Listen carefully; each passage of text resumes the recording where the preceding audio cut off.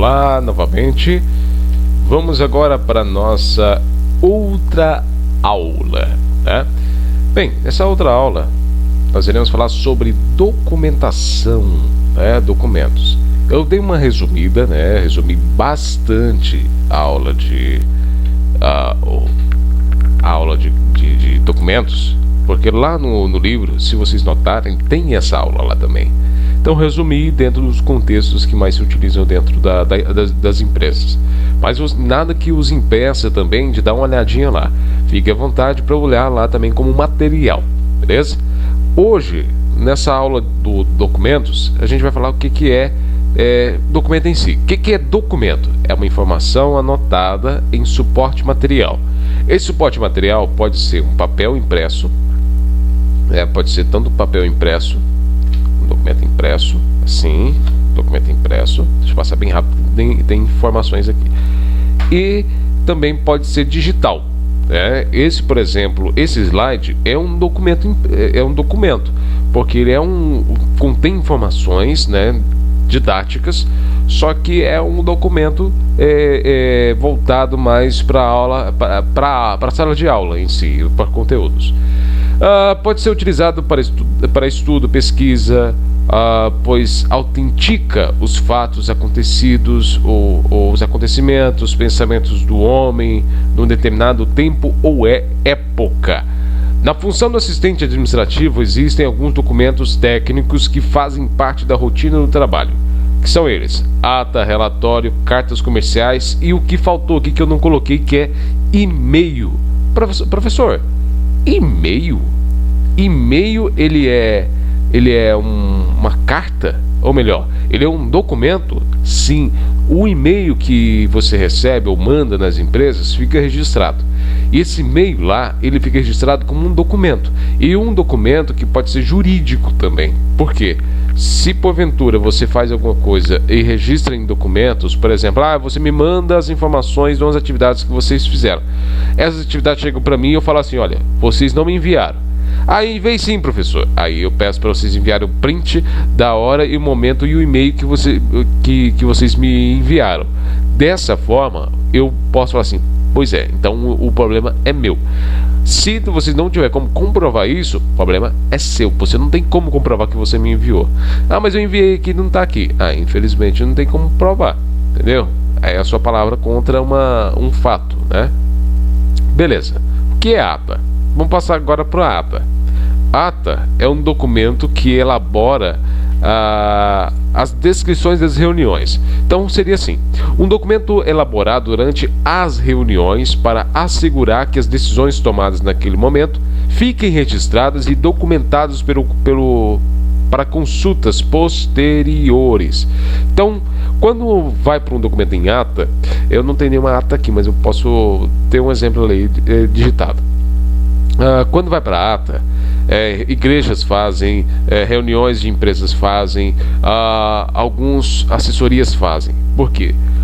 Numa reunião fala-se muitas ideias. Das ideias que são faladas na reunião, devem ser registradas. Porque aí tem alguém que fala assim: na reunião falei isso e ninguém anotou. Na reunião falei isso durante a reunião eu dei essa ideia e foi registrada. Ou durante a reunião ninguém me ouviu. Aí toda vez que vai para a ata e fica registrado lá, eu posso consultar depois todos os dados que foram informados durante a reunião. Por exemplo, eu estou numa reunião aqui com vocês, videoconferência igual a que a gente teve aquele dia.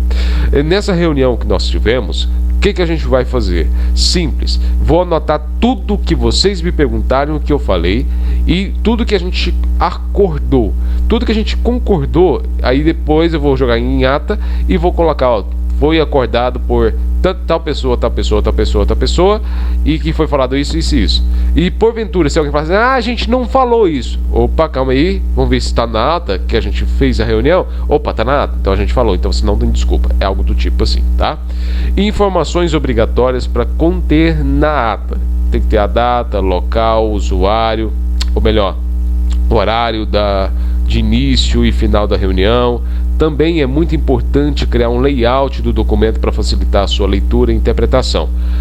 Normalmente o assunto da reunião, a pauta deve ser marcado, além da transcrição de toda a discussão, principalmente as discussões, as decisões tomadas e os compromissos assumidos. A informação referente à próxima reunião também deverá ser anotada na ata, claro, se for acordado em todas a reunião. Exemplo. Isso aqui é um exemplo de ata. Aí aqui em cima vem o nome, o assunto da ata, a data por escrito, tudo é por escrito, nada em número, tudo por escrito. Data por escrito, a hora por escrito, o local por escrito, assunto da reunião, decorrer da reunião, as horas por escrito que a reunião foi encerrada, tá? Então tudo vai ser conscrito nessa ata. E não pode ter esse espaço. Tá vendo esse espaço que eu deixei aqui? Foi um erro que aconteceu. Eu não posso deixar nenhum espaço na ata. Tem que ser tudo juntinho, para que não caiba mais nenhuma palavra aqui, para que mude o contexto, né? Talvez uma só palavra mude o contexto da frase. Então por isso que o pessoal não costuma deixar espaço. Depois todo mundo da reunião assina, para confirmar que tudo que foi escrito ou debatido na reunião, concordado na reunião, realmente foi atingido por todo mundo que assinou a ata, beleza? Por exemplo, ata da sala 6001, 5 de março de 2020, é um exemplo. Às 20 horas e 15 minutos, na sala número 6 do prédio da Unidade Integrada SESI Senai, na cidade de Rio Verde, a reunião foi iniciada e dirigida por Jean Henrique Souza Matias.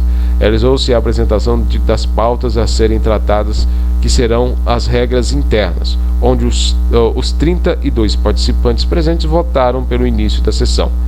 E a abertura dos trabalhos decorreu com a exposição de 4 temas, que são horários de saída, entrada e intervalo, liberação para a saída da unidade, uso de celular em sala de aula e demais assuntos que foram expostos referente ao cumprimento de regras como o uso de cabelos amarrados.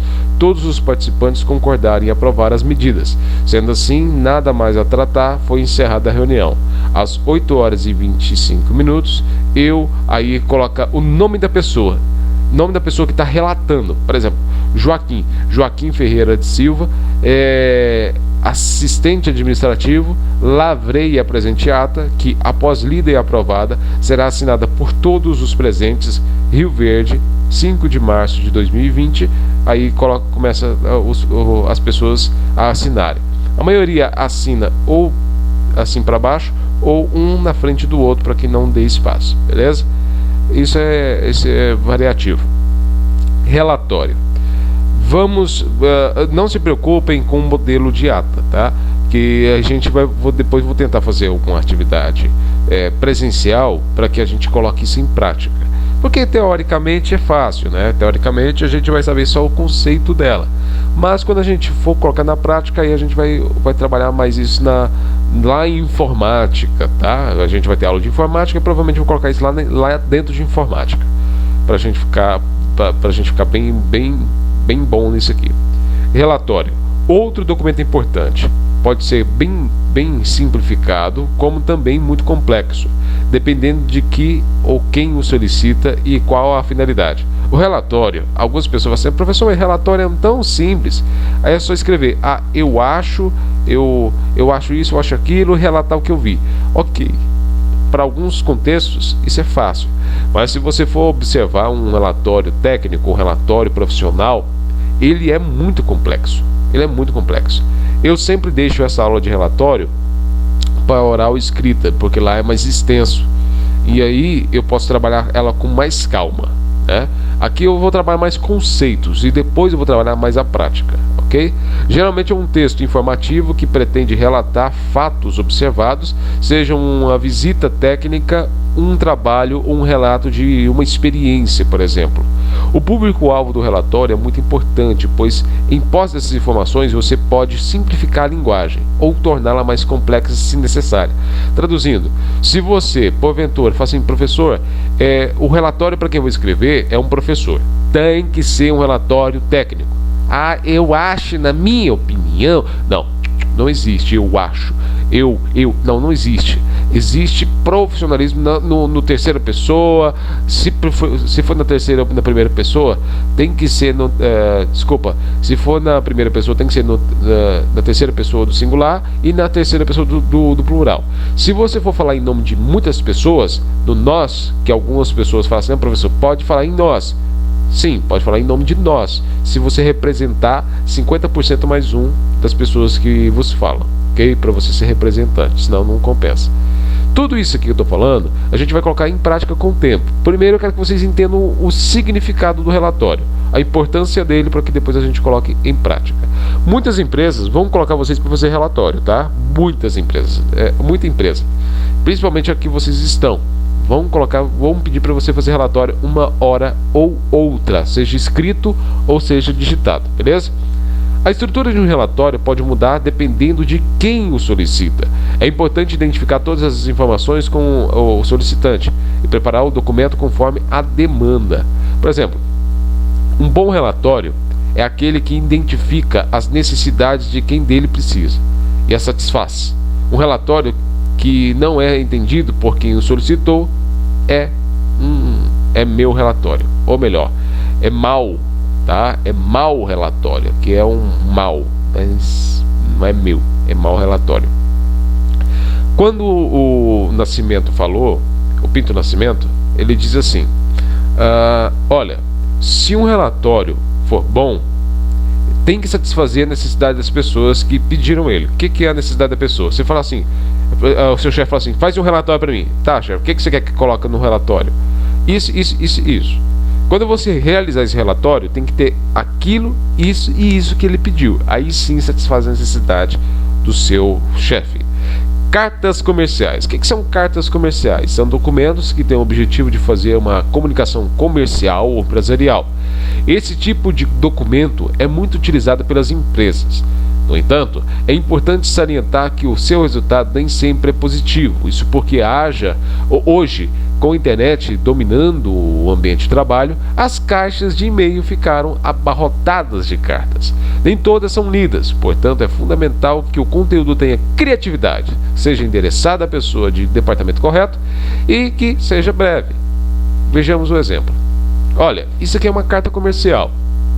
Ela pode ser impressa? Pode. Pode ser enviada por e-mail? Pode. A maioria das pessoas estão optando pelo e-mail. E eu sou a favor do optar pelo e-mail. Porque quando você opta pelo e-mail, ele é mais rápido, sucinto e direto. E você pode anexar um monte de outros documentos para fazer sentido ao contexto geral. Vamos ver o exemplo? Loja do João. João e Cia LTDA. Avenida João, 1000, Rio Verde. Rio Verde, 5 de junho de 2018. Brincadeira, de abril. A diretora Priscila Cruz. Ele está endereçando a diretora Priscila Cruz. Fazer só uma adaptação aqui. Esse A, ele é acraseado, ok? É só uma crase aqui bem simples. Beleza? Deixa eu colocar aqui rapidinho. Pronto. A diretora. Que eu tô destinando a ela. A diretora Priscila Cruz, Rua dos Prazeres, 731, Jataí. Prezada senhora, informamos a vossa senhoria que será oferecido no dia 21 de agosto de 2018 curso sobre segurança no trabalho. Assim, solicitamos a liberação de todos os funcionários da diretoria. Atenciosamente, José Camargo, gerente comercial. O José Camargo, ele é representante ele é gerente da loja do João e pediu para que talvez uma filial libere os seus funcionários fazer um treinamento. Notem que é uma carta comercial. Pode ser um timbrado. O que é um timbrado? Aqui vinha a logomarca da empresa se for no Word, né? Aí ele pode imprimir e mandar por Sedex ou por Correios. Mas para que eu vou gastar dinheiro se eu posso mandar isso em questão de segundos pelo e-mail, tá? Aí fica mais fácil. Falando no e-mail, aquilo aqui. A comunicação das empresas, na maioria das vezes, é feita por correio eletrônico ou e-mail. Por que correio eletrônico? Há um tempo atrás falava-se muito de correio. O correio é bom, foi bom. O correio, eu não vou falar que não foi bom, não, porque o correio foi uma necessidade muito plausível da época, né? Só que com o tempo, esse Correios foi perdendo a importância. Por quê? Quando você vai pro Correios em si e posta uma carta, ela demora muito para chegar. Só que aí esse demorar gera o preço do selo, o desgaste e por aí vai. E quando não se perde a carta lá, né? O que vai acontecer então? Foi criado um e-mail para que subtraísse essa dificuldade. Eu coloco o endereço da pessoa, coloco o assunto, coloco o conteúdo e pá, envio, vai chegar lá na pessoa bem rapidinho. Beleza. Uma dica muito valiosa é a separação de um e-mail profissional do pessoal. Imagine você enviando um conteúdo para o seu superior e se o endereçado, quem estiver mandando, for CHChu 124 doidão _rv @gmail.com. Cara, passa uma sensação de falta de profissionalismo e de molecagem, porque quando você for trabalhar com uma empresa séria, você precisa ser sério.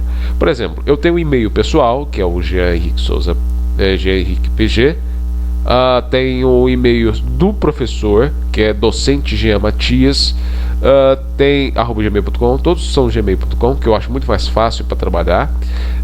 Tem também das minhas empresas, cada um com o seu e-mail, porque aí eu divido os assuntos. Em vez de mandar só para um e-mail e abarrotar lá, eu filtro por e-mail, né? Cada um com o seu assunto. E em sua foto de perfil, por exemplo, ainda falando dessas dicas, ó, e na sua foto de perfil lá do seu e-mail, você está com uma bebida alcoólica. No pessoal, as informações repassadas devem ser de cunho pessoal, como piadas, conversas particulares, envio de receita, receber conta. Só que aí, quando você vai para o e-mail profissional corporativo, o que é um e-mail corporativo? É aquele que vem o seu nome, por exemplo, jean@senai.com.br. Aí já é um e-mail corporativo. Que aí eu não vou acessar a plataforma do Gmail, nem o do Hotmail, nem o do Outlook. Eu vou acessar uma plataforma específica para esse tipo de e-mail, tá? Da empresa. No e-mail profissional ou corporativo, as informações repassadas devem ser estritamente de cunho profissional, como contato com clientes, reuniões, registros, entre outras coisas, envios de documentos, envios de informações, repassar dicas, repassar perguntas, porque se você usar um e-mail, o seu e-mail profissional para começar a fazer alguma coisa pessoal, fica registrado. Isso pode dar uma dor de cabeça e até uma justa causa, dependendo do conteúdo que ali estiver. Dicas gerais sobre o e-mail. É sempre valioso evocar na exclusão de e-mails importantes. É sempre valioso evocar a não exclusão de e-mails importantes. Por exemplo, se você receber um e-mail, principalmente sobre a sua empresa, sobre o curso, registre, guarde, arquive ele. Abre uma pastinha lá no seu e-mail, tem como, você guarda esses e-mails por máximo um ano, porque eles vão ser uma defesa para você, uma defesa que muitas das vezes você não está esperando, que é necessário você se defender de um ponto determinado. Ao escrever o assunto, seja objetivo e passe o real motivo do e-mail. Comece com um cumprimento e nome da pessoa. Dirija o assunto de maneira objetiva, coerente e, acima de tudo, coesa. Coesão e coerência. Esse é o objetivo. Por exemplo, eu printei aqui para vocês um exemplo de e-mail, mas na área de trabalho do e-mail, do Gmail, né? Aqui eu coloquei um exemplo. Seria assim, ó. Aqui em cima o exemplo do nome da empresa. Colocar assim, ó. Convocação para reunião extraordinária. Então eu resumi, é como se fosse o tema geral. E aqui cada parágrafo tem o seu tema, mas aqui todos os parágrafos levam a esse tema. Vocês se lembram lá da análise textual, né? Da análise temática. Eu fiz dessa mesma forma, para que todo seja objetivo. Ficou assim, ó. Bom dia, senhor Joaquim Pereira.